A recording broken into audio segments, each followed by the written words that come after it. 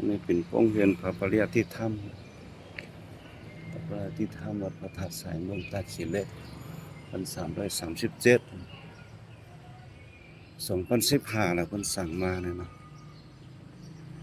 โอ้ครูสอนเขาอยู่นี่เอาที่มหาไพเนาะของมังกรของมังกร38นะฮะ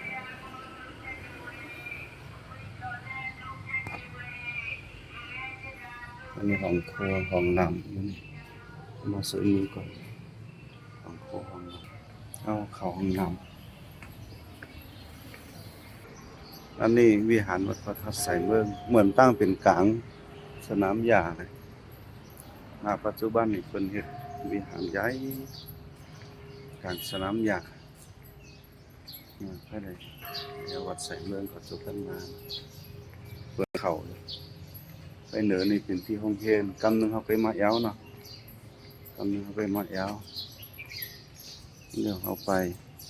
ปชั้นเขาจ้ะเป็นตีละกังชั้นเขาเนี่ยเป็นเห็ดตุงเป็นเห็ดอัน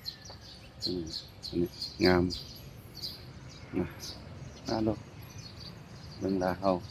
บอกใครงามมื้อนี้พระเจ้างามโอ้ย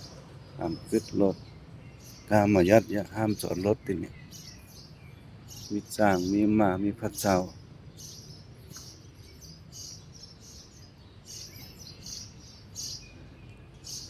แคมแต่ละเนาะฉันก็แคมแต่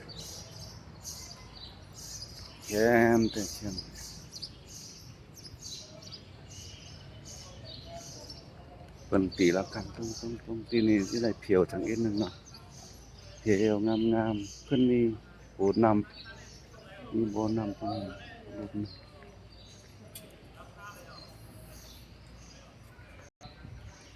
สาธุไปมายาววันนี้ได้มายาววัดสายเมืองวัดสายเมืองก็ต้นไม้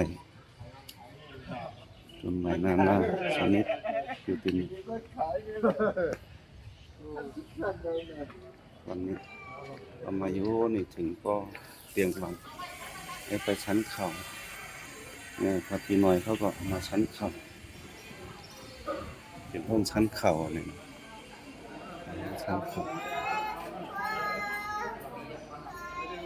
ชั้นเขาเข้ามาตรงห้องชั้นเขาเข้ามาทำไมเขาก็มีหลายเหมือนว่าเท่านะ